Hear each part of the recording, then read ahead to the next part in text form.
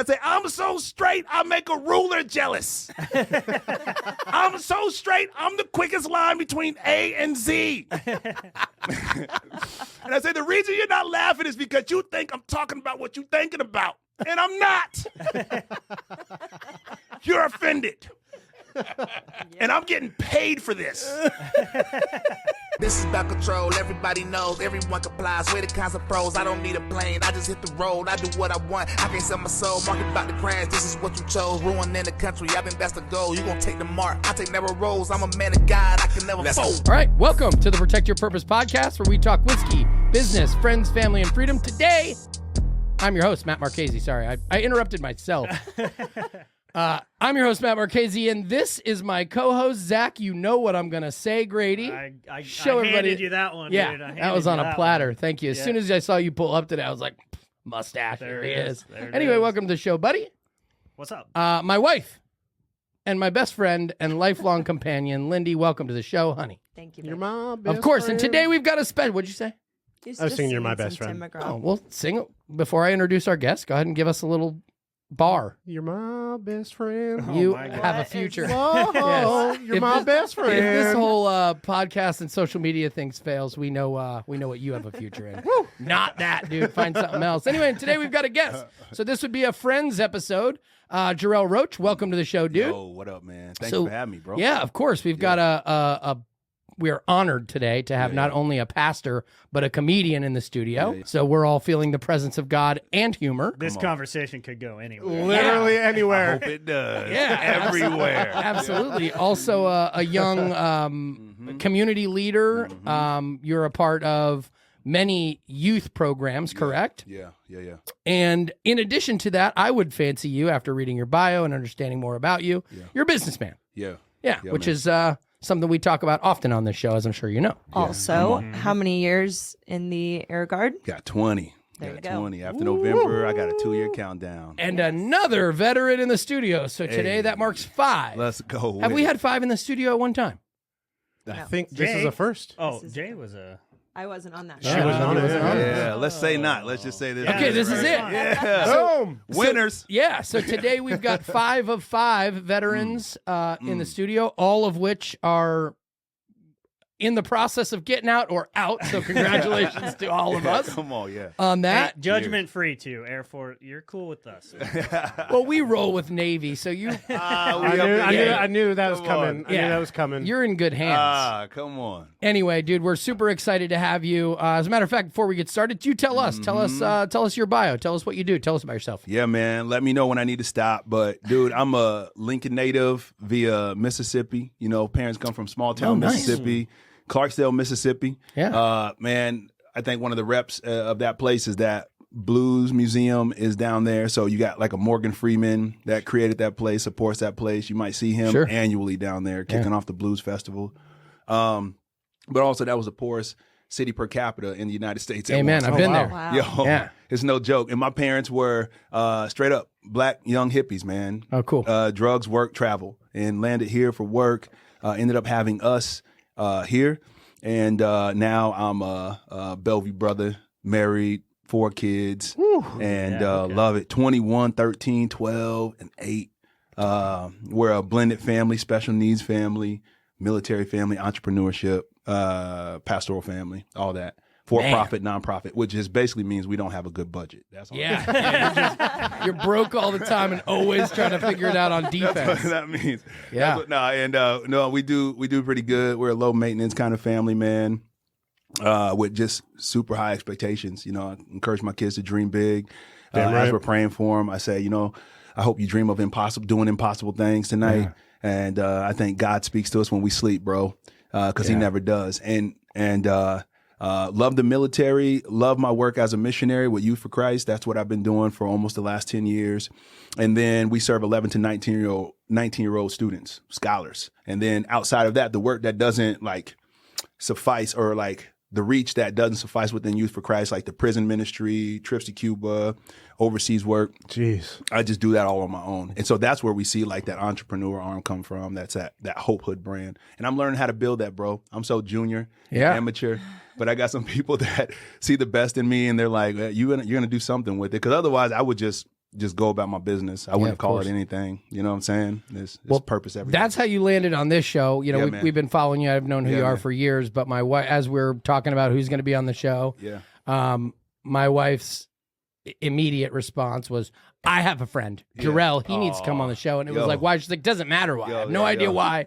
He just needs to be there because of what she sees in you. Dude. And obviously what everyone else sees in you. I'm sure you're going to do big things. Me and Jarell go back to OG. first grade. Come on. Like, Damn. a long time. Yep. So I was best friends with his sister, Naru, in first grade. That is crazy. That's crazy. Yep. Way back in the day. And there's very few people that we grew up with that we still stay connected with. So to me, this is a gem. Yes. Yeah, man. Dope. Awesome. I'm happy to have you, dude. Yeah, how old are you? 41. Just turned 41 last week, 2 weeks ago. Hey, happy late birthday. Yeah, happy birthday. You look good, man. Wait, so you said 41? Yeah, yes, sir. Matt, you're not the oldest person on the podcast. Come About on time. with it. Boom. Let's go. Thank you, bro. Big bro I appreciate you doing that for me. Let's go. You are the first guest that, no, we've had some old. Matt's usually the only one in his 40s on this podcast. Come so on, we the up rest of there, us are baby. 39. Bro, they are kicking 40's door down. They're just like going to talk as much. We're shit enjoying as the they last pop. bit we Come got. on into the light. Yeah. Well, hey, real quick before we roll in, shit, just want to make sure if you guys are enjoying this and want to continue to see future guests as well, make sure you help support the channel by smashing that subscribe and like button. It's absolutely free, and it greatly helps out the channel. Yeah. Thank you. I agree with what Ian said. I'm sure you all do too.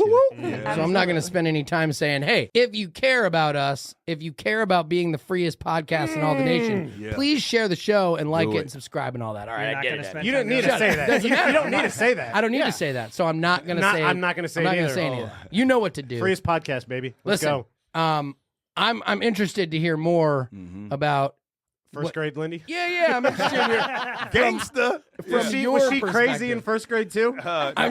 Always like this. Always nice. Just always nice. I was kind of a terror, though, to my sister and her friends. And so I don't know. I'm scared to ask her what she remembers. I was kind of a punk at times, man. Yeah. I wouldn't consider you a punk. I would just consider you the class clown. Oh, yeah. That's a nice truly way to what I say it. remember. Just still the best energy. I think we were 2 grades apart. Were Yep. you graduated in 2000. 2000, yep. Yep. And I was 01, so it is confirmed he is in fact older than me. Come on. It is confirmed. Yeah. I just remember you through the halls, like just always positive, always high energy, making everybody's day. That's truly what I remember. Yeah, So man. Yeah. reconnecting with you on social media, I was like, holy crap, this dude has not changed. Yeah. And he's made a career out of Making people's day. Yeah. Yeah. Yeah, man. truly. Thank you. And I you so remember much. your mom so vividly. Yeah. Yeah. Also Mama Roach. the same. Yeah. Man, she was. Yo, she was an she's anchor. the She was our best. first youth ministry. If I knew a youth ministry at that time, she used to let us have like people stayed over, and there was 3 of my brother was So older, she could he give was it out. to you. And there was like she let us have 2 people at a time, and then she let us do like talent shows and like Yep. it was crazy talent shows and stay up all night and just really entertain us. She just really got on our level. I remember her singing. Yeah. Man, my mom is pretty legit, dude. And like I think So legit. so much of who I am, not just from my like on a cellular level, like at a DNA level, but like so much of who I am because it's been instilled in me is because of her. Amen. Yeah, For she's sure. dope. That's She's so cool, dope. man. And she's still She's still around? yeah, man. Still, Rocking it. still the same old mama. Man. We get a chance to be with her while she's older. She gets a chance to be with us while we're older. And you just appreciate your parents way different down the course. line. She's probably Yeah. the best grandma too. Yeah, she ain't no joke. She's great. Yeah. Yeah, she let the kids slide with a lot of stuff, though. Well, of course, man. I'm like, You yeah. never got any of that. Mom, you a fake gangster. That's what you are. You're not as gangster as I thought. Yeah. You got a soft spot. And I always say, like, when you become a grandparent, you grow a new organ. Because when we were young, we got on our parents' last nerve. Not the second to last. It was always the last one. You know, that thing needed a will. And then when you become a grandparent, you apparently get this thing called my whole heart because I love the kids with my whole heart. And I'm like, well, you kept us from that. Yeah. We didn't get the whole heart. You got that last nerve. Yeah. You got the last nerve. What is it? Politics, mom? You know what I'm saying? It was just like a thing, man. But like, she is blossoming further and further as a parent. And so I love that's that. pretty Love dope. that. Yeah. So Yeah, man. To watch grandparents evolve is a special blessing to have them, to have her around and to have grandparents around. Yeah. Because they do get to go into that next level. And kind of what you're describing is parents have to maintain the discipline and protection levels that grandparents don't have. Yeah. So they do get to kind of go all in with just the love and be like, time to discipline. Yeah. Here goes your kid back. Oh, you Not want my- some sugar? You better raise this kid. Here you go. Yeah. Remember what I did for you, don't you? Yeah, that's right. That's why I still got this twitch in my eye. Yeah, I'm trying not to remember. Try not to remember. Yeah. Listen, I missed a segue opportunity. Oh yeah, sorry. Because I know it's dude, we're here to have a conversation. And you're brightening our day already. It's great. Good Awesome, good man. laughs, good smiles already. And speaking of laughs and smiles, I missed the segue opportunity to making people laugh and making people's day. You are also a comedian, Yeah, man. which is what Oh yeah. at least us Yeah. were most excited to talk Yeah, about. Yeah, man. Yeah.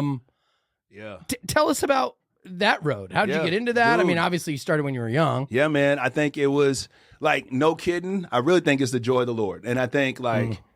no kidding. Like if I could contribute it or attribute it to anything, it would have to be that.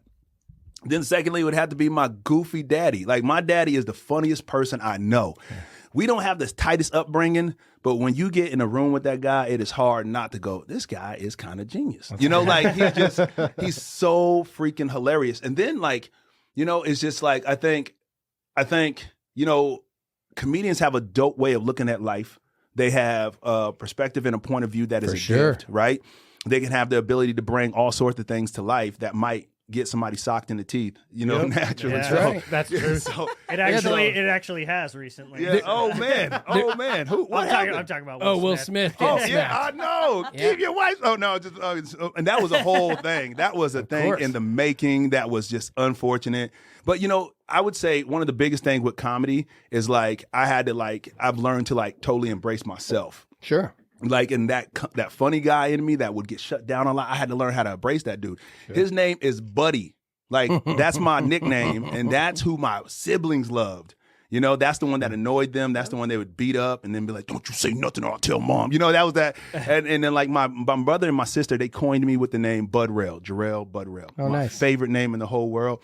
But literally, like embracing my path, because Buddy probably kept me out of like gangs. You know what I'm saying? Like Yeah. you don't have good like street cred with a nickname like Buddy, but you got good credit, a good FICO score, like you do.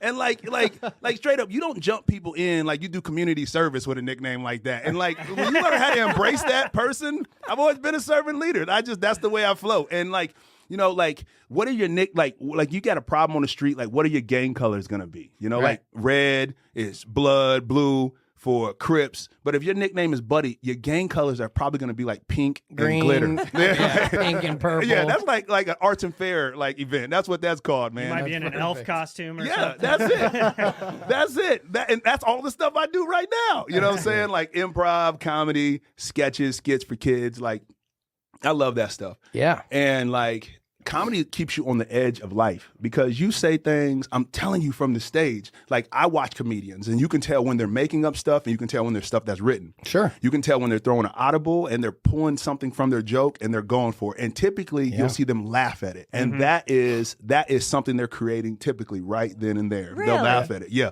And when the crowd laughs, they go, They- "Whew," and they laugh. Killed. Yeah, Nailed yeah. it. You can tell that even with like any big name. You think of the big name, you'll see it with them. They'll giggle. Kevin They'll Hart. just go boom. You'll see him laugh at his own stuff. that He laughs at tends his to stuff put all the together time, yeah. on the stage. Really? Yeah. Oh, I love that. Yeah, yeah, yeah. I did not know. I didn't Yeah. realize that. I Yeah, just yeah. thought that Well, they there's a moment like when you're like, even if like a group of people like right now or something, yeah. and you're like getting people to roll, Yeah. you like getting a rhythm and you're like Momentum, just baby. keep going, It just you keep happens. going. I Yeah. imagine that happens on stage It happens. a lot. It when does. You It get the does. crowd going and you're Yeah. just like thinking of stuff on the fly. Yeah, because a good Yeah. comedian writes their stuff off. Now, not every comedian speaks from what is written. Like, Script. so yeah, you got like a Jay-Z. You don't tend to see Jay-Z write lyrics. A Lil Wayne, they don't tend to write lyrics. They're gonna go in their freestyle and then they remember it. They got strong cognitive. That's like, crazy. But then you have some that write really well. So like Kevin and his boys, the Red Solo Cup guys, those guys write a lot. And then what they produce on the stage, some of it is just from overflow. You know, Yeah. just Right. from their time together. You got a guy like Michael Jr., big Christian comedian, Tim Hawkins, Christian comedian. You can tell those guys write, but they produce based on what's happening on the stage because they get rolling. Right. So you always have 3 conversations happening in your head. There's prescription drugs for this, but I'm trying to tell you, as a comedian, you can just say it's a joke, you know. No, test that dude for real. And you have what you've written, you have what your set is for the night, and then you have You have that process over here. It's the stuff that's getting passed back and forth, and you have these conversations going on in your head. So you'll see a comedian stop every once in a while and go, processing. That's all they're doing. Yeah. They're like, where do I go next? Do I say that? What should I say? And it's common. It's common like the alphabet, like a kid trying to learn their alphabet. Comedians all have that same process. Wow. Dude, that's incredible. Yeah, So man. And when you interesting. watch it, you go, oh, these guys are creating on the spot. How about the mental aspects and operational flow of comedians? That's Yeah, pretty man. incredible. Yeah, Cool and, value. And like they become masterful in our work. We repeat the same jokes a lot. Yeah, so sure. that's where we start pulling the audible from. We're like, ooh, something's Change it up a happening little right bit. now in the crowd. You can literally feel the anthropology of people. Like you can feel what's happening in the room, what people need. And then you go for it. Change. Like, yeah, man. Like Pivot. you go for it. Yeah, boom. Just like that. And sometimes it doesn't land. And sometimes that's actually really funny. Like that's hilarious. And when you admit it, Crickets. that's even better because now the crowd's like, oh, I see where you were going. Because they love the artistry of repetition. Yeah. You know, they love that. And That we wasn't do that. funny. Yeah. And they're like, it wasn't. Nah. You're like, wait, I don't know if that's whatever. All That's right? Yeah. great. So Yeah, how yeah. long have you actually been doing comedy? I started comedy back probably like 2002-ish. There was a young dude out of Right Lincoln, Richard Reese, that I was doing comedy. You remember that homeboy? He would have been 2 grades ahead of you too. He went to Lincoln High. Okay. Rich was doing comedy way back when. Very nerdy in his approach, very funny in his approach. Took me down to a spot called Duffy's. Yeah, I in remember Lincoln. Duffy's. Remember Duffy's. Yeah. And that was this place where I got out all my immaturity. And I was all like, out. you're not really funny. You're just talented. And then when I started rewriting all my stuff, I was like, oh, this is really where it gets in. Yeah, this is where it gets in right here, you know? And so, like, it's about just taking jokes and learning how to flip jokes. And now that I just started doing controversial jokes now. So, Amen. like, Let's go. Get into the game. If you will. And I love this stuff, man. So I was writing a bit about being straight. And oh my Oh, God. I've seen some of Yeah. the stuff you post is very controversial. Oh, yeah. Not, obviously not. Yeah, for not me. to us, but people are all in the airwaves, man. And comedy's so subjective. What's funny to them? I think that's why the Bible says laughter is good like medicine, because you take it for what you need it for. Mm-hmm. You know what I'm saying? And I wrote a joke about being straight. Best ever. Yeah. Yeah, best ever. And I just say, you know, I am so straight and I'm excited about it. Anybody else want to celebrate my straightness? Okay, where are all my people that are not straight in the room? Why'd you celebrate them? See what y'all do? See what y'all do to us? See what you do? Huh? Dude. And then I go, like, I just want to be celebrated for being straight. I got 4 kids. I got 2 of them that are like 8 months apart Yeah, man. because I'm straight. And I know y'all trying to do the math in your head. That's I say, I'm so straight, I make a ruler jealous. I'm so straight, I'm the quickest line between A and Z. And I say, the reason you're not laughing is because you think I'm talking about what you're thinking about. And I'm not. You're offended. And I'm getting paid for this.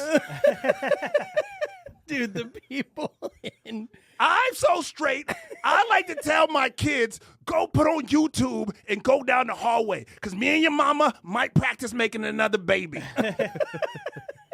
Do you see my kids?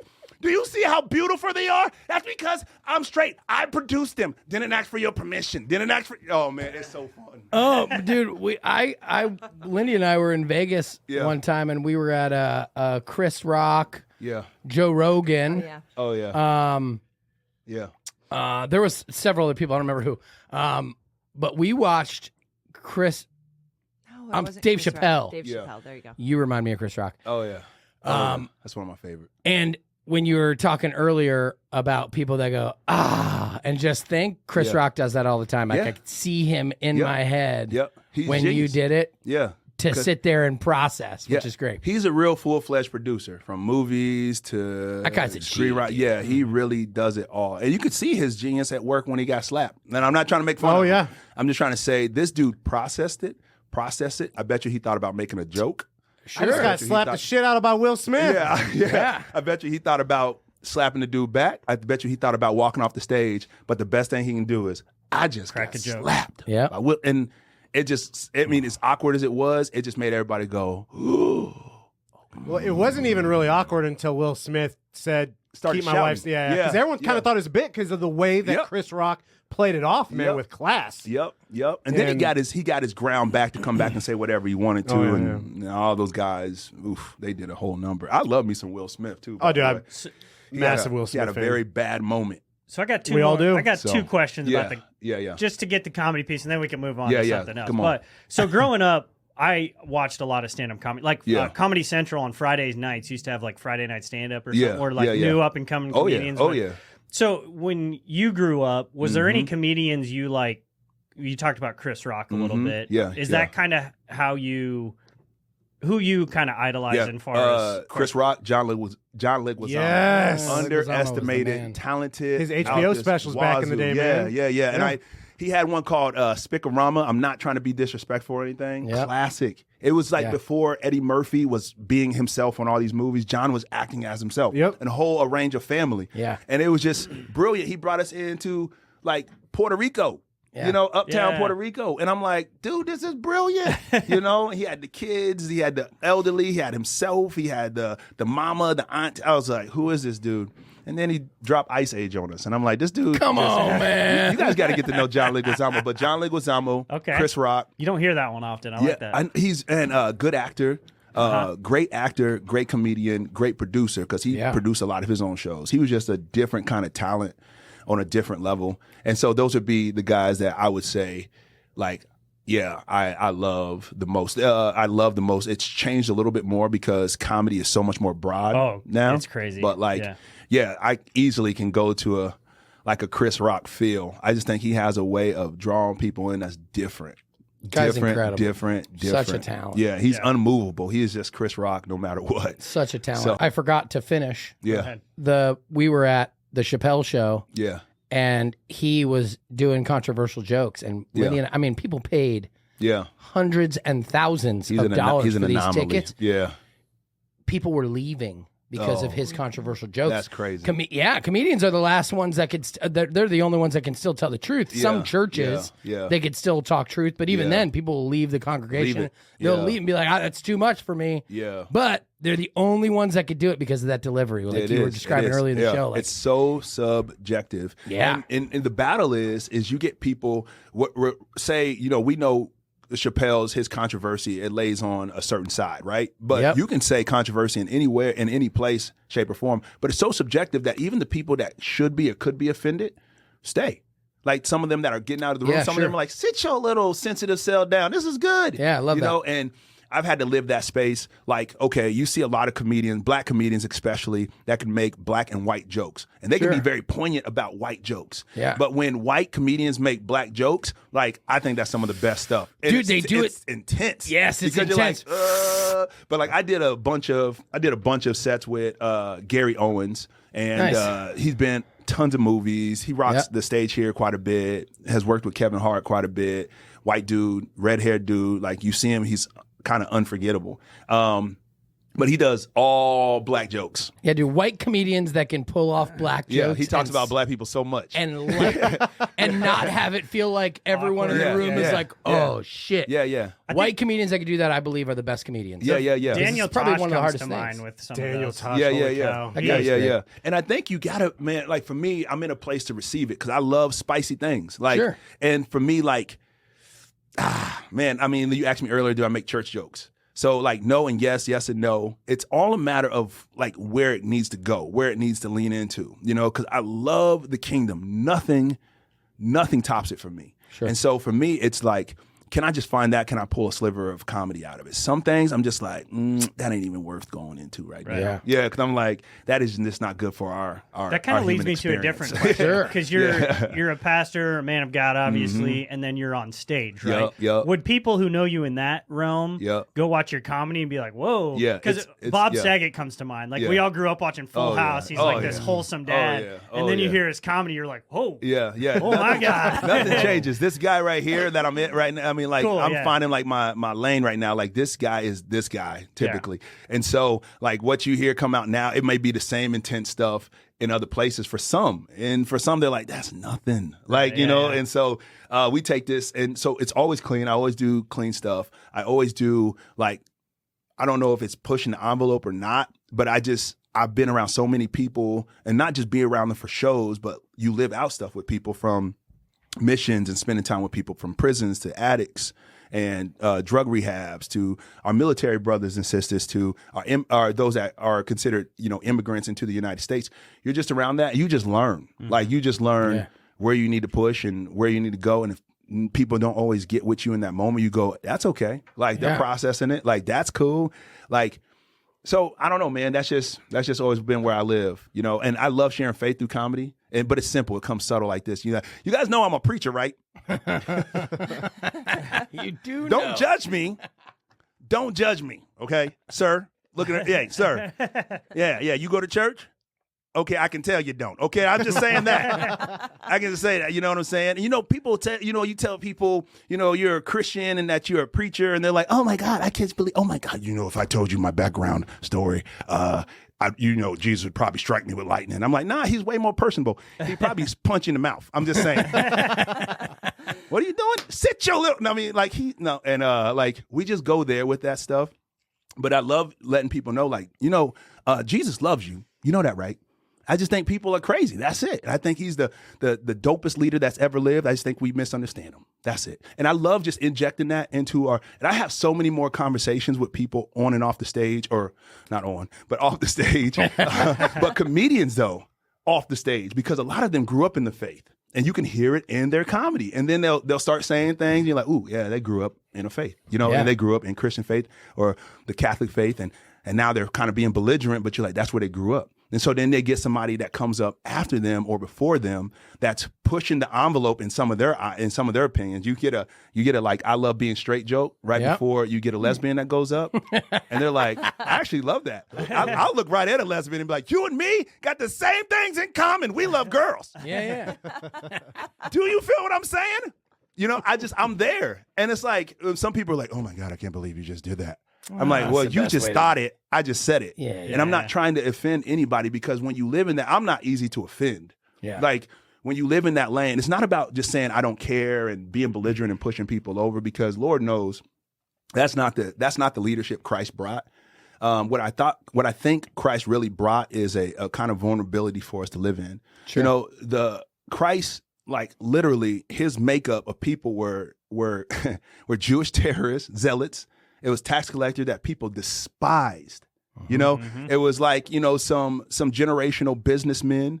It was like hookers hung out around Jesus. It's not that he put them in his entourage, but they hung out around Jesus. He allowed them to belong before they believed. And this was crazy. So I can I can't help but think, like, when he looks at someone like me, he's like, go boy, go share your gift, man. Yep. And like when you do it from my nature, from my place, like as long as you and I are cool at the end of this event, like at the end of this experience, like that's where I need us to be. Not everybody's always going to get you. Right. I grew up in a church at one point where they're like, going to the movies is a sin. Playing sports is a sin. Men wearing shorts is a sin. I was like, you lost me on that, man. Like, I'm out. Yeah, I was like, you lost me on that. Like, and it's nothing against them. That's just not where me and Jesus continue to dance. Right. And but at the same time, when I started off comedy, I was belligerent and raunchy, only realizing I had some stuff in my heart that I had to work out. Sure. And so I quit for a little bit because my faith walk and my fanatic, like my fantasy about comedy just really didn't line up. But it was in prayer that he actually brought me back to it. Like crazy how that worked. Yeah, man. Yeah, Love that. And like Cool some of my story. favorite jokes that I still tell are straight out of prayer time with God. Wow. Like just spending time with Jesus, man. Really? Straight up. Yeah. Good for you, man. Yeah. So it's been fun. I think I just want to add something to before you probably switch off comedy, but I think in today's day and age, just especially with how divided everything is and how scared everyone is to have a conversation, Yep. I think comedians are needed more than ever, just because it is seen that comedians have a pass to talk about whatever they want, whether it's race, gender, politics, whatever. You have a pass. Yep. And I think comedians do a great job of breaking down that divide and making everyone in the crowd be like, I can laugh at this. I shouldn't be offended at this. Yeah. And I love that is one of the jobs that you do, because I think it is just so needed right now. Yep. I can tell you right now, enjoy that as much as you can while you still can. I think comedians, to Ian's point, are the last men and women standing. And I think they are, Under I attack. said it years ago, the comedians are going to be put under attack. Oh yeah. Because there is an obviously active, engagement, involvement at a very high level Yep. to suppress truth and Oh to my suppress God. our voices. And comedians have always had this gift. Lindy used to tell me all the time, like, you have an ability to say things that other people can't get away with saying. Yep, I'm like, that's yep. because I have always just spoke the truth. Yep. And people have eventually gathered that I'm not trying to be Yep. hurtful or offensive. I'm just speaking my truth. Yes, sir. And I don't mean it with any hate Yes, sir. or aggression, although it could come off that way. And at the end of this, like you just said, Yep. we're still good. We could be totally different. We could be totally the same. We could disagree, but we're still good. Mm-hmm. And comedians still have that. But enjoy it while you can, man, because I it know is it's crazy under now. attack. It's different now, isn't it? Yeah, It's if, different at now, some isn't it? point, you're not going to be able to tell gender jokes on Yeah, stage yeah. without getting Yeah. insane levels of hate. That's it. That That's it. at levels that persecution. We've seen it Yeah. with Dave Chappelle. I Oh, mean, yeah. they've tried. They've gone after him multiple times because of his jokes. Yeah. Not only him, but also Hollywood actors as well. When they even on their pages, if they say certain things about Oh yeah. gender or about faith, like they get immediately attacked, and you got people Of out course. there doing research to just really try to bring them under. I think that's yeah. a spirit of offense, dude. And like I think that's so unfortunate. I've experienced that myself. Just a couple posts online, I'm just like, is that what we coming down to? But I've also had to like go, yo, I can run with that. I can get that. Sure. But I think there's a good way about going to do it. And if you don't want to listen, then that just means you just don't have the health to be able to do that. That's a you problem. Hey, how about this? Delete, delete, delete, delete, delete, delete, delete. Oh yeah, Yeah. you too. Delete, delete, delete, Bye. delete, delete, delete, delete. And then you see people share your stuff, and then they like just go on a rant about you. I'm like, thank you, because all they're gonna do is just exactly. see truth when they come back and look at it. You can call it whatever you want, but you got to really fight to make it that ugly. Yeah. And if someone comes and they see your history on your page or they see the history of you in society, you got to really fight and use a lot of energy to make it ugly. And a person that has a little bit of common sense, even going back to the book of Proverbs, is going to get it and be like, dude, shut up. Like you just, but people are so, the rage is real and I think that we've lost the ability to have those guardrails for some because they don't have to. Social media allows you to be anything you want to. Keyboard warrior. Yeah. It allows you to be anything you want to. It's not a bad thing. I don't think it's an evil. I just think people don't have the accountability on there. And you can be told, like, someone can come in with truth and you can just keep telling lies. You should write some jokes Keep about telling- this. Oh, yeah. I feel like I need to. You should write some jokes Because about I this. will, Yes. like, I don't know. I just want to be a good writer at the end of the day. I want everything I do to teach a lesson. I just want to be one of those kind of comedians. I think, When's your next show? it's a Friday. Friday? But I have not marketed for it. Friday. We got a dope show coming up with me and this dude named Malcolm, November 4th down at Backline. And that would be a fun show. Malcolm's a riot. He is a We will straight not up be riot. here. We'll be here. But we'll come to one of your shows. We'll do a show just for y'all. That's it. Yeah. Listen, I think in a world like today where religion is under attack, my beliefs that it's under attack because it provides us rights. Yeah. And anything with rights is under attack. Speech yeah. is under attack. Comedians are now officially under attack. I think you've got a really, really amazing opportunity to make a really big difference That's a good word. through comedy. That's a good word, And bro. through the Lord's word and through your power and your influence and your just your sheer being. Dude. I think you've got a really great opportunity to kind of get on stage and spread that word and that message through loving comedy. Yeah, man. I received that, dude. I'm going to take that and I'm going to run with it, bro. I That's a really good- feel like that's a God thing. Yeah, So, for sure. Yeah, man. Yeah. Anyway, Let's go. what were you said you wanted to talk about something after comedy. I didn't imagine we wanted to stay there for an hour and a half. Well, Sorry but about that. I could talk about I could talk about I was comedy. gonna I will today, do it. man. I will do it. Yeah. Okay, Yeah. last question then. Okay. Oh, damn it, Zach. Okay. All right, Zach. Are you gonna what do pivot, got? or you No, got- go ahead. You're good. So, there's obviously a lot of different styles of comedy. Oh, you yeah. got like your Kevin Hart, like story time, you Yeah, know, yeah. and then you jump to like your Jimmy Carr or Anthony Jeselnik, like Mitch Hedberg, great one-liner comedians. That's the best.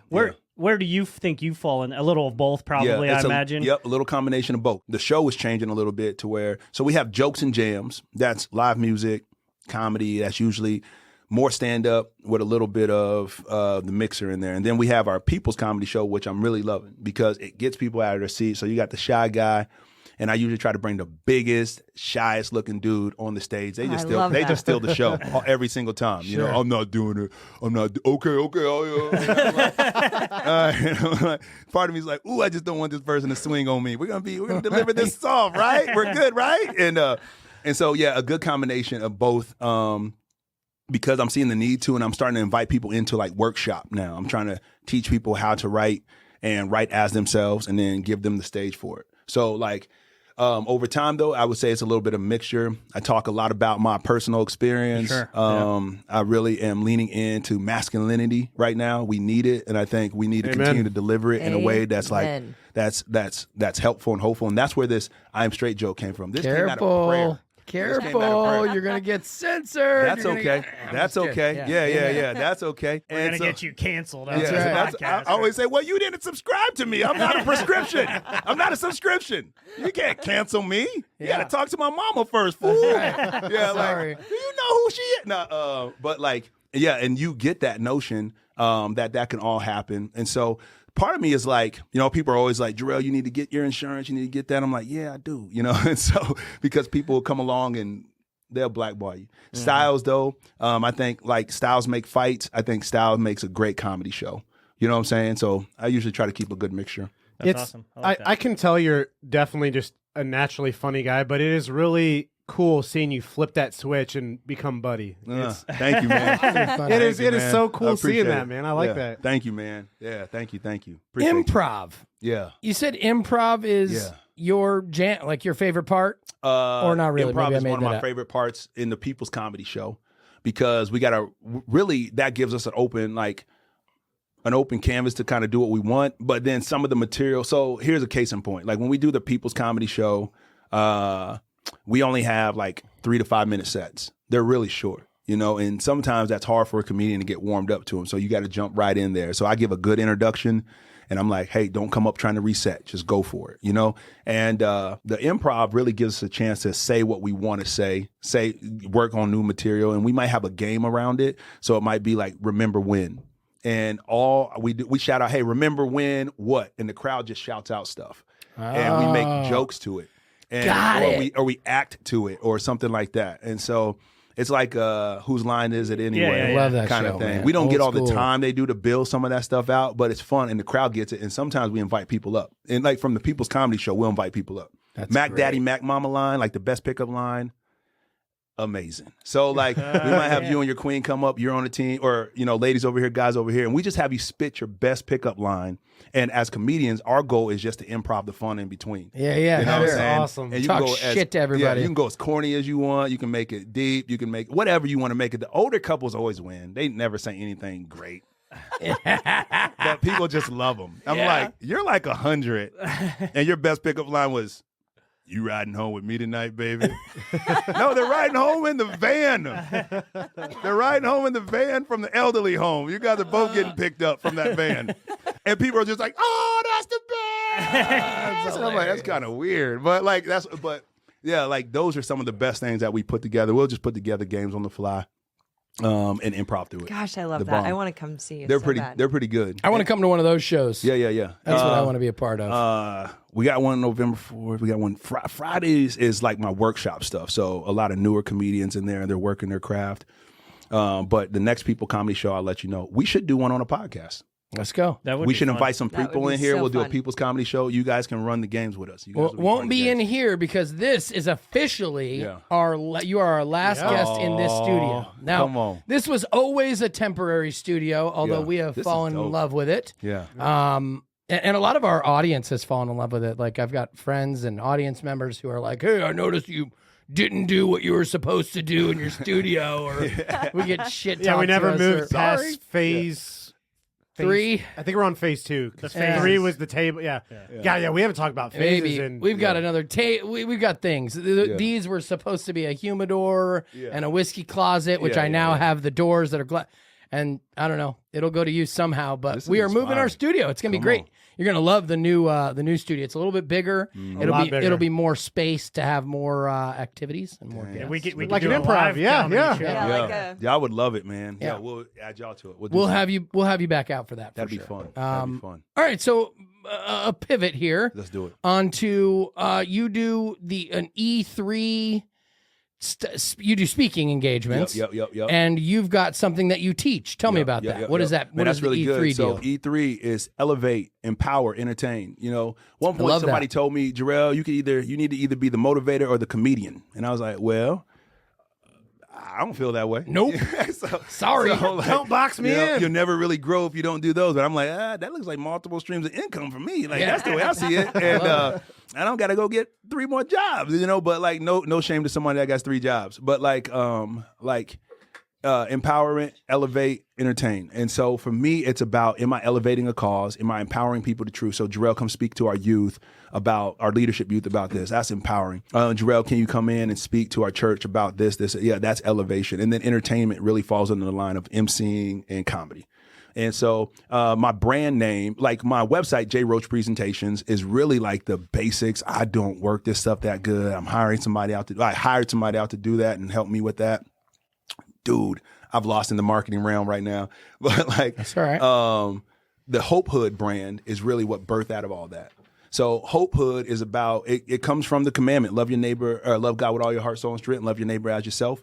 Well, you know, you can't show up and say that to every place you go to. They probably won't have you back. Right. That's not a bad thing either, but at the same time, I want to be there. I believe like I'm supposed to be there encouraging people, etc.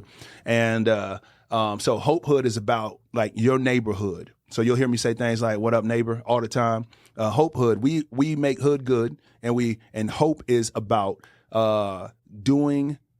hope is about getting better. There's an expectation of getting better. Our blessed hope as believers in Christ is Jesus.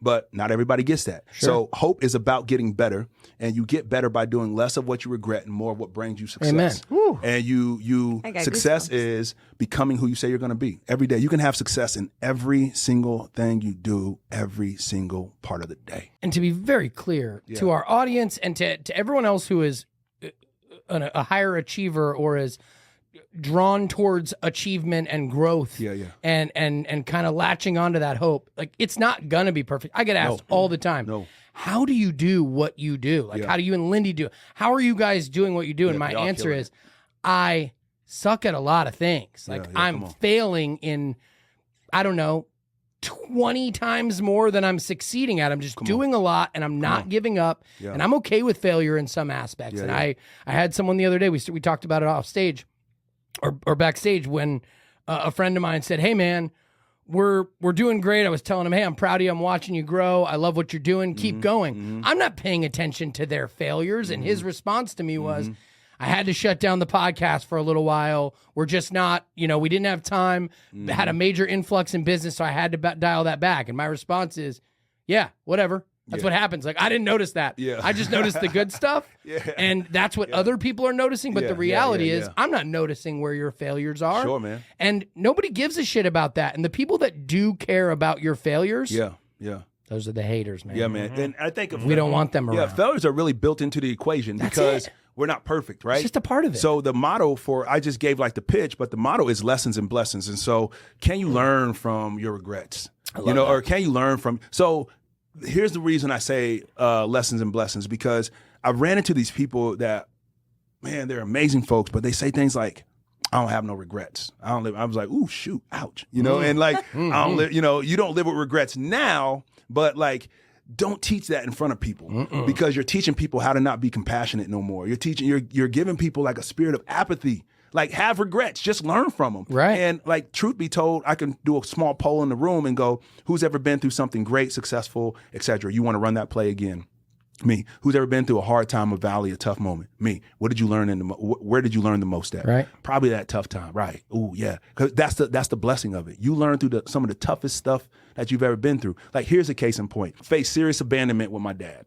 Sure. Dude, he just ghosted us. He was abusive to my mom, physically, socially, financially, emotionally.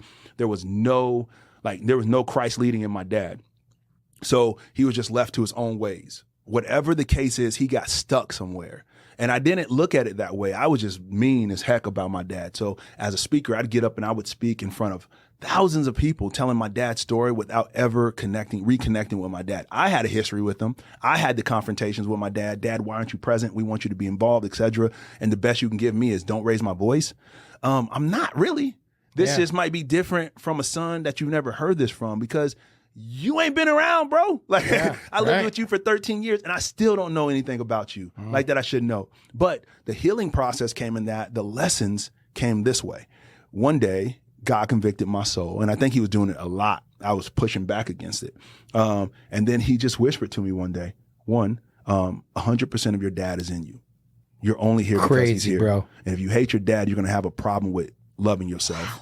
And he said, like, everything your dad is not that you are becoming, you better go thank your dad. I was like, ooh, shoot. And if nothing else, because he brought you into this world. Yep. And because he's still trying to be present. And you did it at the start of this show. Yo, bro. So like, did, I just got so much respect and honor for my dad, and he didn't do anything to really earn it. But like, that's what grace is, bro. And like, if I don't realize I'm so freaking poor and bankrupt without Jesus, like I'm just as good as the Pharisees that didn't feel like they needed him. God put the Pharisees in place. They just couldn't see beyond themselves. And I just don't want to be that kind of dude. So I had to like call and tell my dad this stuff. And I was just pouring my heart out to him. And I was like, ugh, this is probably going to hurt our relationship. He never responded. Really? He just came back with, well, let me say this. He never reacted. He just came back with love. And I just go, there's my dad. You know, whether he's sober or not sober, like I've just learned to appreciate that dude. He gets a serve from me. He gets, Dad, I love you. He gets, you're a champion. He gets, I honor you. That's all he gets, because that's one of the leading commandments. Honor your father and mother so that your days will be long. Because the flip side of that in scripture is it is better for a man to never be born than to be born, die, and never be remembered. And I don't want to be forgotten about. People want to forget about your stuff if it's bad. You know, like that was the whole proverb. And I don't want to be that. I want to be someone that seen his family change and elevate it because God gave me the strength to, not because I'm that good. And like, I just love my dad. When I look at him, I just see the boy, I see the grandpa, I see the man, I see the fig, and he hadn't done anything to really earn it up to that point. But now he's just coming back in a different way. And I appreciate it. And I'm like, that's also in me too. That's right. So it's it's learning from that. It's going, man, if I can see him fighting through all that, even with all his issues, like that's in me too. Right. You know, and it's not just to be like, well, I ain't going to become like him, because you pay attention to that target enough, guess what? You become just like. So God just flipped it. He said, the best part of what you're living is also in him. He gave that to you. Amen. And I'm just like, oh, shoot. Dude, this is Forgive me. This is the craziest thing. And this just goes into what you were saying. I mean, God just works in mysterious ways, man. Because I've been dealing with a similar issue with my father. Yeah. And I was just thinking about this like the other week. I always focus on the things my dad hasn't done or isn't good at, you know, and not the things he struggled with, because he struggles with addiction, he struggles with alcohol, those types of things. And I don't give him enough grace because I don't understand those issues. I've never had them. But I know people who have. And once you're in that cycle, it's very, like, that's the only thing vicious, that matters. Bro. Yeah. Your family doesn't matter. Your relationships don't matter. That's all that matters. And I've never really kind of given him that grace. And I've been trying to find a balance between being mad at him and kind of probably how you were growing up, you know, versus trying to mend that relationship, because my uncle just passed away too, and that kind of Opened your eyes. Opened my eyes a little bit. Like, my dad's not going to be here for you know, forever. Do I want it to end the way things are now, or do I want to try and find that grace and show him? And you saying that, man, is crazy that you brought that conversation here, because I've literally been struggling with it. And Z, let me tell you something, man, and please don't take this as belittling, but let me just speak to you the way God speaks to me. Like, you're a good son, and like, you're a good boy. And I know we don't like hearing that until it comes from our fathers. And sometimes that's the stuff that we're missing. And so that balance in between being mad and all that, prepare yourself to be disappointed. Right. You know what I'm saying? But just keep pouring into your dad, because the truth is, when we leave here today, that car ride home ain't even promised. I know that's you feel right. what I'm saying? Facts. Like, Matt, that goes to you too, man. You're a good son. Yeah. You know what I'm saying? And like, the things that our parents gave us, like, they brought us in this world, we didn't ask for it. That stuff just came. Like, it just came to us.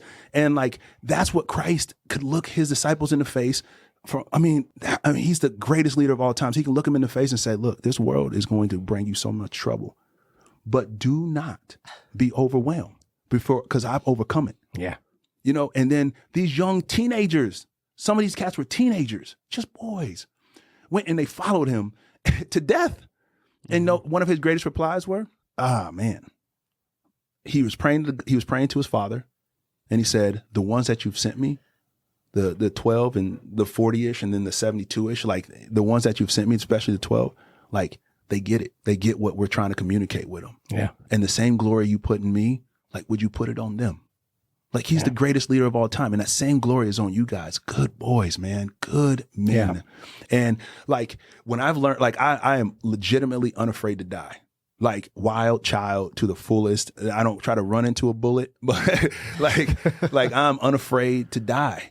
And I've learned to live that way because, like, we get up. Oh, wow. I didn't do anything to even make this day happen. Here it is. You know what I'm saying? Like, and it's back again. Yeah. Blessings. And so just anything you can do to recap with that father, prepare to be disappointed. But like the love you can give to him, like that's the best part of him and you. Yeah. And if we tuck that away, it's just self-hatred. You know what I'm saying? And it's a cycle. And there's a part of us we will never, ever manifest, like never, ever come about becoming, if you will, because we held on to him so much. We really just want to hold him. We really just want to be held by our daddies. I don't care how old I get. Dad, hug me, please, brother. Like, please, this world is hard enough. Hug me, please. Yeah. You know, like, but at the same time, like, if we keep resisting that, there's a part of us that will never come alive, and we'll give it to our children. We'll give it to our spouses. We'll give it to our coworkers. There's just a part where we'll hit default all the time. I just want to be the freest I can absolutely free, and not free, worldly free. Just like, man, Dad, man, I love you so much. Like, Jesus speaks to me about you so much. And like, when I look at your kid pictures, that's all I want to see. I don't want to see the dad, you know, passed out with pee on himself and they're crying. Yeah. Like, he by himself. What jumped on my dad and he couldn't break it? You were just telling me something. My wife's reading a book right now, a purpose-driven life. Yeah. Seen that post. And she was just talking about that on the way here today. Mm-hmm. Forgiveness and looking at things through the eyes of Christ, and how unrestricted love and unrestricted relationships, unlimited, through the eyes of God. Am I doing that right? I haven't read the book. I started it and bailed, but love it. Incredible way to live, man. Yeah. And I think you're right. Good. Look at you just out here. Come on, spreading all that love and all that, that good Lord's energy, man. So I want to add something, man. Yeah. Obviously, I don't know you that well. I just met you today, but I can definitely tell you something, man. I can promise you one thing, and maybe it'll help you even sleep a little better at night. You definitely will not be forgotten, man. You have a way with words. Just watching the three of them listen to you talk, man. You touched all of our hearts here, and that is how you make an impact on people's life, man. That's how you have a way with words that allow us to make an emotional connection with you. Someone that, like I said, I've never even met, and you're doing great stuff, man. And I promise you ain't gonna be forgotten. That's the truth. Much respect, dude. Thank you so much. Appreciate you, man. I've got a lot of time, or a lot of things that I want to talk about, and not a lot of time left. Okay. All good. But we're gonna hard pivot off of that energy into. Fuck, I don't even know if I want to. I was just gonna say we've literally, at the beginning, said this is going to be all over the place, and it already has. It's good that way. One extreme. It's good that way. No, it's good that way. We're laughing, I'm crying. Yeah. It's good. Let's go. We went from Will Smith to talking about Zach's dad. Yeah, that's right. Oh my God. Yeah, let's go. I love it, dude. I want to talk about your vulnerable. We've talked about your strengths. Ian just put a big fat bow on a lot of your strengths and what we feel as your presence, your energy, which is why Lindy said, we got to have Jarell on the show. Why? I don't know, but he's got to be there. Yeah. You've also talked briefly and then passed over them about your weaknesses. And as we started, you're a businessman. Yeah. You struggle in places there. I want to ask a question for... perhaps maybe give you an opportunity to talk about some stuff that you want to, and maybe add some value to our audience. People love to hear about weaknesses, man. Something they can identify with, even more so that strengths, but they just do it in silence with their earbuds in. I got you. And whatnot. And I know how challenging, we all know how challenging entrepreneurship and businesses. What is your biggest weakness or challenge in your business ventures, as far as be it financial or operational? What would you say you're struggling with the most? Man, that's good. I actually want to go a couple places there, but I would say from a business, since we're asking that specifically, I would say it's the consistency of business. Like, dude, like, okay, please don't take this in the wrong way. Like, I feel special. I feel significant. King David, at the end of his life, the statement that they shared with about King David was he served his generation. Like, that just, that lights me on fire. Sure. All the mistakes he made. When we think of Jesus, the greatest leader of all time, they oftentimes don't call him the son of Joseph unless they're talking about a childhood memory. They call him the son of David. And so, incredible leader, served his generation. And I would say part of the weakness I have is the consistency of business. I know I'm talented. I know I'm special. I know I'm significant. Hiring somebody out, like, it took this long to hire somebody out. Like, why am I not kicking down every door? One, it's good money. It's great money. Like, I could be doing that and still raising my funds as a missionary, because I raise all my funds as a missionary. So business world, missions world, but it's the consistency of it. You know what I'm saying? And so, like, that's it. That's the practice, man. And I'm learning how to juggle that because my life is full of changes. And that's what I had to realize too. My life is like tattered with change, man. Yeah. So you struggle most with your consistency in the business world, you being consistent towards the business. Yep. And consistent towards achieving the goal. Because I think when you set the goal, you have to put the behaviors in place, learning how to identify that. Some people can't pull the trigger behind that. Yep. I can run into that too.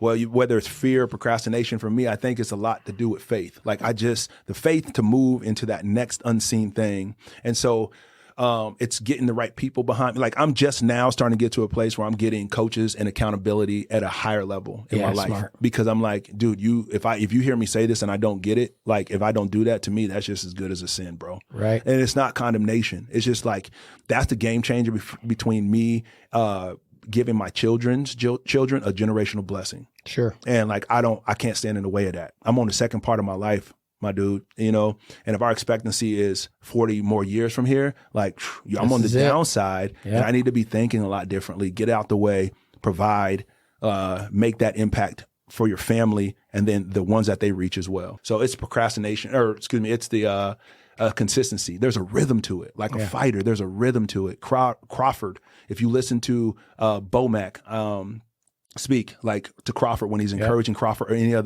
of their other fighters, he keeps saying this thing: rhythm, get your rhythm. And then he just says jab. He doesn't give him a lot of instructions. Jab, get your rhythm, because the jab is the premise of setting up a good fight. Yeah.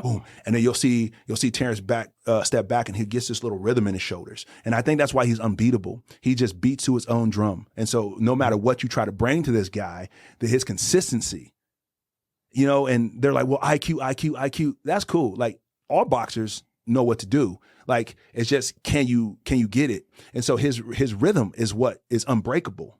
Yes. You know what I'm saying? And that rhythm and that momentum. Yeah. Yep. And I always say the highest level of success, the highest achievers on the planet are the people that can A, get into that rhythm and establish that momentum, and B, realize it's there, and be relentless about maintaining it. Like, don't let it go. Once you got that momentum, if you let it go, it's so hard. I mean, we use the analogy of going to the gym. Yeah. Like, you're in. Once 6 weeks in, you're like, feeling good, feeling better than ever, feeling clear-headed, ready to take on the world, physically, mentally strong.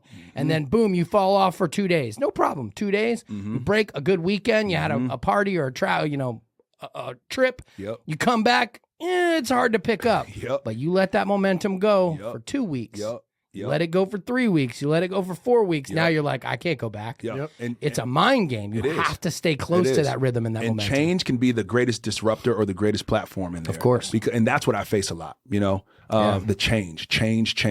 Whew, you're going back and forth to different organizations. Change. It's all happening this week. Sure. Change. You're on the road speaking. You come back home. You're up 3 hours later, getting the kids up. Change. What do you do with all that? Where do you give yourself the space to, like, in the padding, to embrace the change for a moment and say, what's the next part of my rhythm? You know, like, how do I get back on point? So I say, I do want to throw in there also, you didn't mention this, but I imagine a lot of business owners, entrepreneurs, and because I'm reading the book Winning Every Day by Lou Holtz. Yeah, that's awesome. And coach Notre Dame for a while. And he talked about the fundamentals. Yeah. And I think with business, there's so many big things going on. Yeah. A lot of people just forget about the little things. The basics. Yeah. But when you get back to the basics, he used the example of when he started at Notre Dame, they practiced their huddle. Yeah.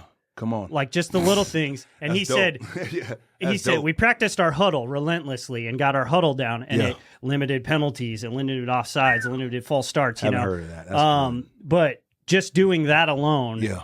obviously, if you're working on the fundamentals and squaring that away, it's going to bleed into the bigger things. But most people forget about what coaches are practicing their huddle. Yeah, where you know what I mean?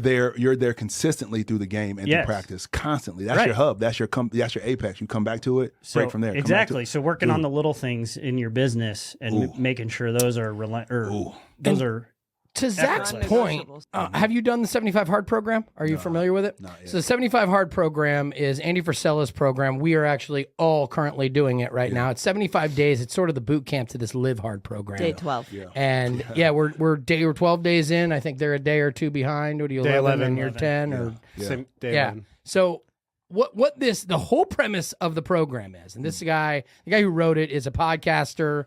He's an influencer now, but he's a businessman. I mean, he's an entrepreneur. Yes, sir. And he was battling the same thing, not only battling, the everyday challenges of business and running a big $1 billion business, but the challenges of life and depression and mental health and mental clarity and juggling all of those things. And what he boiled it down to is the most, I began a process and I was close to building my own program. Yeah. And at the 11th and a half hour, I decided I was pulling the plug on my program because his was better. Yeah. And I think I was trying to Yep. make something that is bordering perfection with simplicity and drive for that challenge.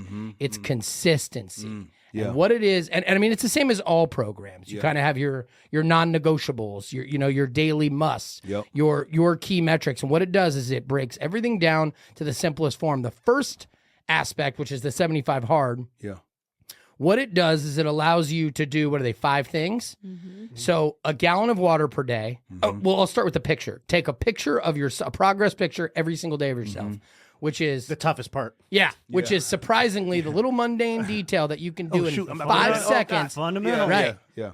It's what the whole program is a gallon of water a day, a picture, a diet, any diet, read 10 pages of a book, like a nonfiction self-improvement book, and then 2 workouts a day. Yeah. Okay. Yeah. One has to be outside. And one has to be outside. Here's the deal. It isn't about any of that shit. This is a boot camp for you to learn discipline and consistency with something. And no alcohol. Yep. Discipline to what you said you were going to do.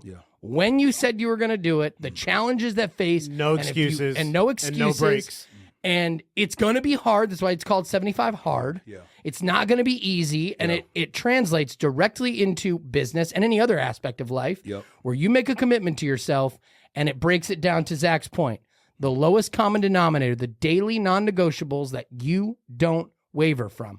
Now, that is the boot camp or, entry level point for the bigger picture, which is a year-long program that will help you and others with consistency throughout the year where I apply it to my business. I'm going to produce X amount of content per day or per week, and I'm not going to waver from it, or I'm going to drink my water. It's the same thing, and it makes you have to think of the simplest things, and then that's what you have to do. As those become habits, your consistency becomes stronger, and the growth will come. I mean, it just does. Bro, this is, go ahead.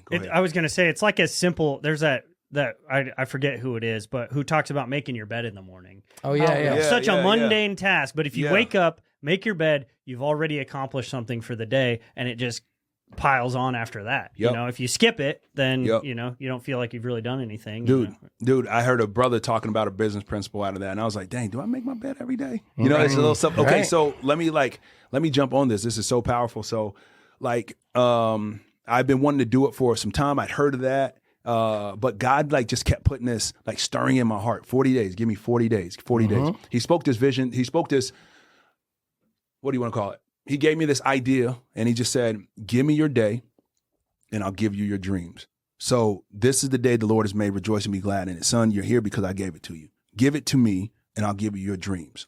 if we can rest and surrender that I own this, I'll give you the stuff that I've designed for you. Yeah. Like, incredible exchange. Let's go for it. So recently I just put this 40-day, like I called it 40 days of right now into place, man. You love it. see here, it's all in the pink. Right? I love it. You know what I'm saying? It's all in the pink. It goes for 40 days. I just ended it last week, and it was about just assessing my day for 40 days straight and putting like these, I don't want to habits, yes, but working in nature so that it's just like what I do every single day. So one of those was communion with God every single day. Right? Did it real quick this morning. I was like, and like, I'm rushing, and so communion every day, prayer every day. Like I'm strategizing, planning every single day. I encourage people every single day. I have to get up and have all my stuff done before my kids are up.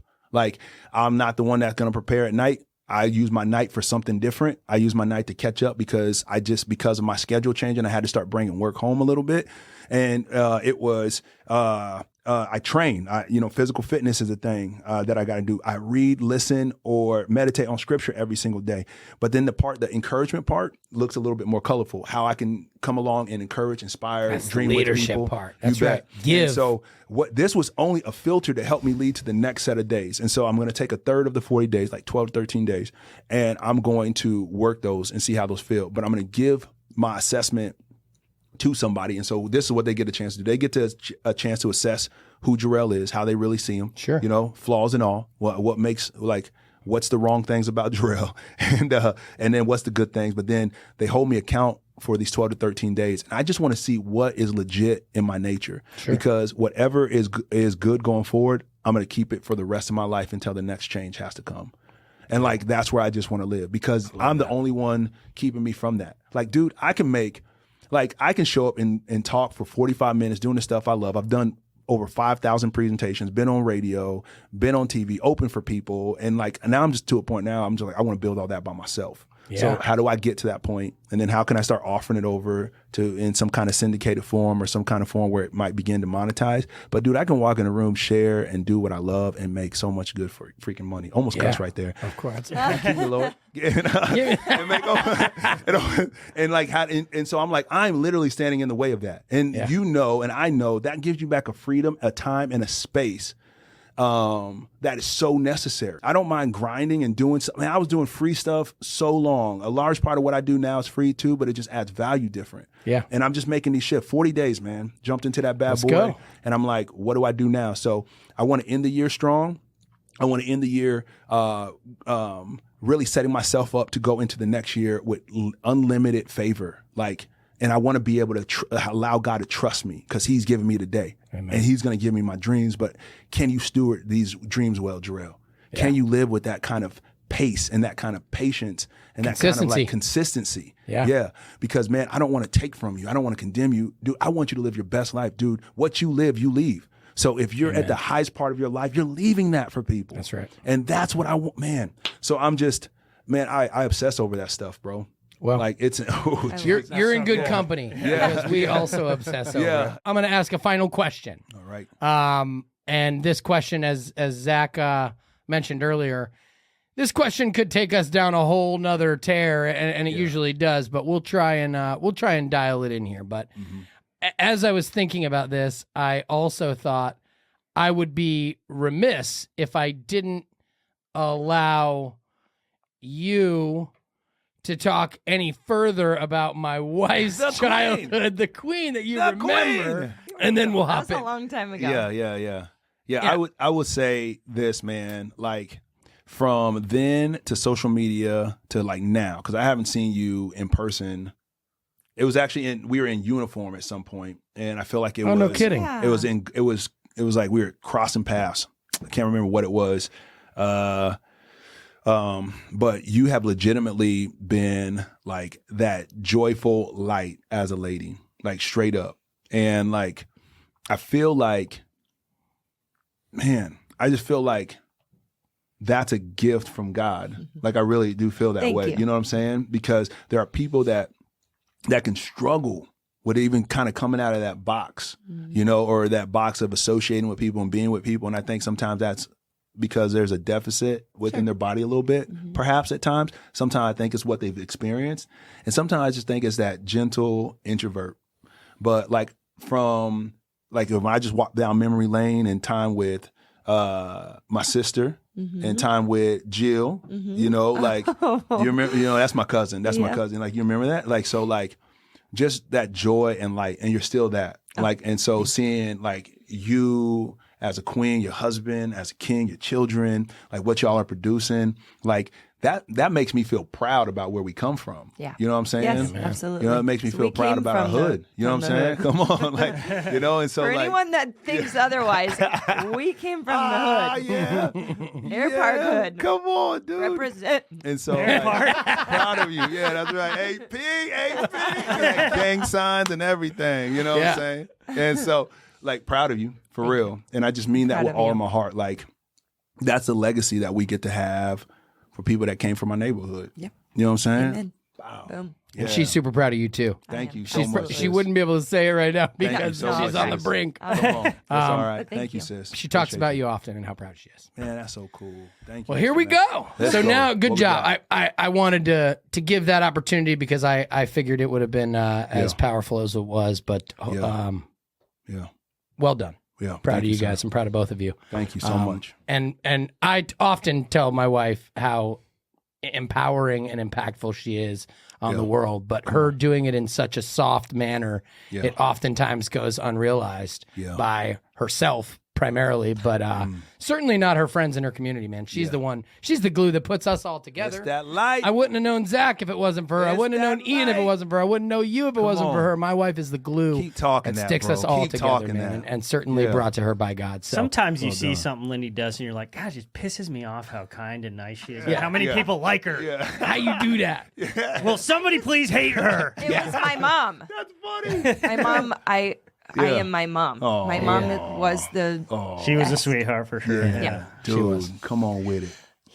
Yeah. Anyway, hate to cancel that moment, but I'm gonna start crying too, and I'm not ready for a cry anymore. So we gotta get through this episode. Jeez. Do it. I don't know if we've ever all cried on the same episode. Yeah. Well, Do it. here All we right, are. let's go. All right. So we ask every single guest we've ever had. We ask them only one scripted question, and that question is typically we will well not typically. Strictly, we will only have purpose-driven people as guests, if not like some friends, but purpose-driven people. It's a purpose-driven podcast. We believe that purpose equals freedom mentally, spiritually, physically, emotionally. That's right. And you obviously live that life. You did a great job in the last hour and a half or whatever, hour and 20 minutes, expressing that and being able to articulate how purpose-driven you are. Yes, sir. So our question is, what is your purpose? And the world is now yours. Tell us what your purpose is. That's a good one, man. My purpose is to heal the sick, raise the dead, set captives free, and declare the acceptable year of the Lord. When Jesus Christ came to earth and he proclaimed that in the temple, it made a lot of people want to. In fact, they tried to take the homeboy out and kill him immediately after that because of who he was proclaiming to be, which is, for me, in my walk, is truth. And like whether I'm a teacher, comedian, missionary, airman, father, husband, entrepreneur, pastor, son, uncle, my goal and my duty is to heal the sick, raise the dead, give sight to the blind. I missed that one, and declare the acceptable year of the Lord. That's it. Like my life was designed for that. And when I pass away from this body, that's all I want people to know. And if I get a chance to do it in multiple ways, shapes, and form, well, then glory to God. Like, not only does Scripture say He gives us the ability to make wealth or create wealth, but it's not just money. It's the wealth that we hand over to people. It's the heritage that we hand over to people. And so the heritage I'll hand over, the wealth I'll hand over to my children's children will also be what I instilled in them. Once heard one of my greatest leaders say, it's not so much what you give kids, it's what you instill inside of them. You know? And so like I'm still always looking for that. I'm still always like, man, I received that. Like what you speaking of me, I received that because I'm going to carry that on. I'm going to give that to somebody. Like your words impact my life, and I'm going to go give it to somebody. And so like however I can give sight to the blind, whatever helps open people's eyes up, whatever helps raise people from the dead place that they were in, whatever helps heal the sick, Lord, help me to do it. And if you help me to do that supernaturally, well, praise God. Because I've seen miracles in my life. Sure. Left and right. I'm like, oh yeah, he really does do that still.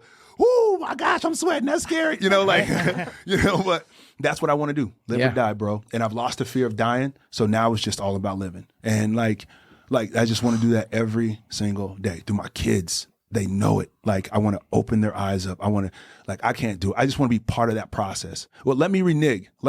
For someone that's actually listening to that, when Christ gave us that commandment, he didn't say, let me work this through you. He said, you do it.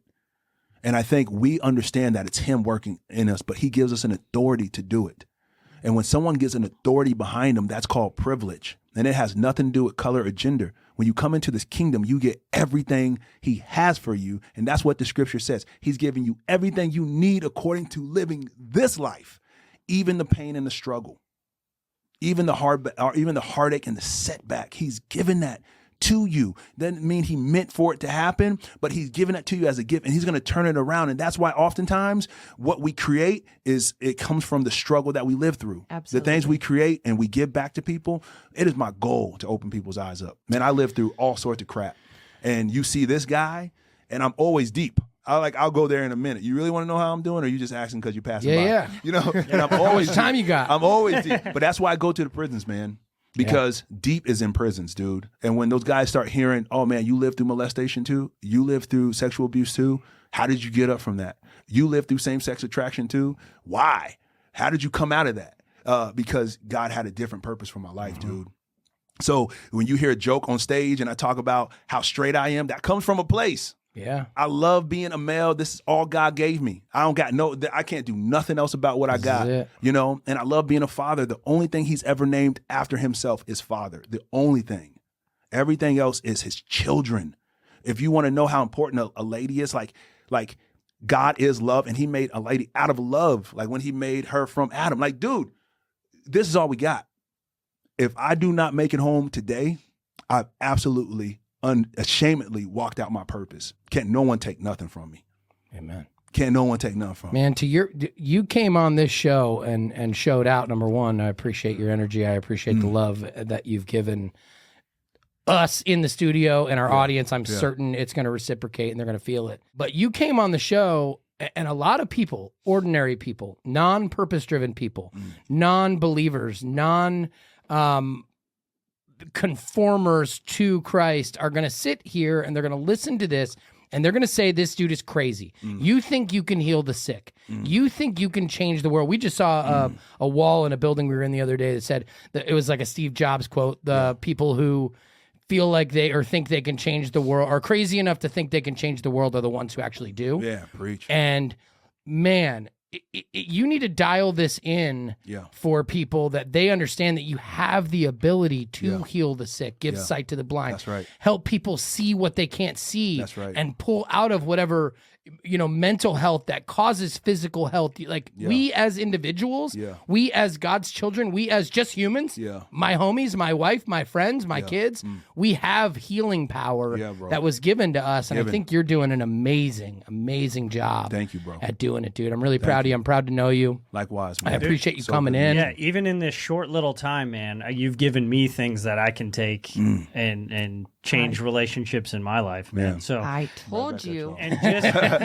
just a little addition to who you are as a person, man. When you first got here, you only know her, so you're walking into a complete stranger's house, and the first thing you did was hug all three of us. That's right, man. Like not, hi, nice to meet you. My name's Jarell.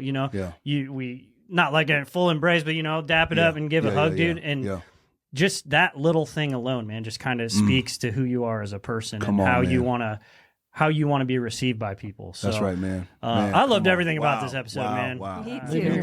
You're an intriguing guy and very powerful for sure, dude. Thank you, bro. Thank you. You're living your very purpose. much. That's Damn it. right. Every day. You got anything else, honey? Everything else. No way you're getting anything out of it. Thank you for coming here. I knew you would be good. I knew it. Yeah. Where I was very excited to have where you. can people find you on social media? Yeah. Crime Stoppers. That side profile, I didn't have a beard at that time, but it's me. And I'm sorry. That's why I used to get in trouble all the time. Instagram, Facebook, Jarell Roach. First name, last name, Jarell Roach, just like the bug. Instagram, Facebook. I don't do a good job at putting all that stuff together, but at the same time, like that's where people can find me. I have a little YouTube profile that I don't. It's underutilized, man. So I'm getting around to that too. Let's go. But it's just J Roach, aka Mr. Hilarious Hope. So that's it. I will say, dude, you mentioned at some point in this conversation you're doing a very bad job of marketing the things you're doing. You have a lot of marketable stuff, man. Yeah. Like just the little, hood hope, those yeah. little things like that. Yeah. I feel like that's very marketable. Hope hood. Thank you. Get it Thank right. you. Hope sorry. I'm, See, I'm sharing it online. I'm not ahead of that wave So yet. listen, Not yet. as we wrap and now we're Thank back you, into bro. it. Thank You're you. doing this the right way. Thank you. I agree. Like I think people make oftentimes fatal mistakes at trying to market it before it is fully marketable. Yeah. I think the actual right way to do it is what you have done Show your maybe work. on accident Yeah, is yeah. you're making an impact. That's the most important part. Forget about the marketing piece of it. And Sure. dude, that'll come. That's a good word. You're super young in the grand scheme of things. If you go another 10 years without marketing anything and you just continue to leave your mark and continue to make influence and continue to help and provide value to people around you and help them through their challenges and embrace those, it's going to market itself. It's happening right now. Like you're accidentally being given an opportunity to market when you're like, I haven't done a really good job of this. Well, that's good because you're too busy focused on the actual thing that you're talking about marketing. And all these- I think that just comes later, man. That's a way to look at it. Yeah, Come on. I You think guys you're fine. are freaking off the chain out here, man. This is great. Well, I went through the same challenges. Like, oh my God, everything I have done business wise and our family, this all could have been content. I could have been doing this, but I would have then put the carriage before the horse. Yeah, bro. I think the horse before the carriage is what at you've y'all, done and what you're man. doing, man. Come Take on. your time on that. Thank you, You've man. got time. I was going to Thank say, and not only is social media powerful, but the people that you speak to, God give us mouths. Yeah, And man. Yeah. Yeah, we get Whoa. to spread it. Yeah, you're Yeah. doing your thing, man. Yeah. You've been marketing. You were marketing to us. Yeah. Now you're on our show. now and we're now you gonna got go. our audience. And now we're all right. Yeah, Thank you, we're man. going to go and Thank tell you. everybody about you, and Thank so you. will the podcast. It's the old school, man. It's the OG It way is. of It's marketing, which OG. is just Word of doing good. It's OG. Yeah. Just be power. Just be helpful. Yeah. Provide value to people. Yeah. Give and give and give, and eventually you will receive. That's you know it, that, I don't man. have to tell you. That's it. Anyway, Dude. let's wrap this thing up, dude. I have enjoyed our Let's time with go. you. I certainly appreciate all of your wisdom, your energy, your kindness, your love, your spiritual beliefs that our entire audience now feels and knows. Give our guy a follow and support. We're certainly going to have Yes, you back on the please. show. Thank you. That'd Yeah. be Out at great. the That'd be ranch. great. Yeah, Come on, out let's at the do it. ranch. We'll bring you Let's into do the it. new studio. Maybe we'll be do fun. some sort of fun improv-y. Yes, Yeah. we have Type. room to do it. We Yeah, gotta do we've it. got We'll more have space a blast, in a man. cool studio. Man, we got to do it. All right. Do Yeah. it. Thank Awesome. y'all for what you're doing. This is incredible. Of course. Yeah. Thank you for being a part of it. Ian, great job. Thank you all. To our audience, please like, subscribe, share, follow, do all the things. And smash that subscribe button. It certainly means a lot to us. As Ian said, it's free and it greatly helps out the channel. We've got a big mission. We've got a mission to unite, bring people together, surrounded around purpose with the intent of freedom. Certainly that's the Lord's work. Yeah. That's the Lord's word. So please share it. It helps us get our message out there, even though I'm kind of an a-hole sometimes and I talk a lot of shit on the show. Do it. Bearded ass wipe. The bearded asswipe, as someone called That's me. what someone called him on the YouTube. Yeah, I love it, dude. The hate is the best. Two but- ply. All right. Anyway, share the show, please, please, please. And as always, find your purpose, serve your purpose, and protect your purpose, people. Peace.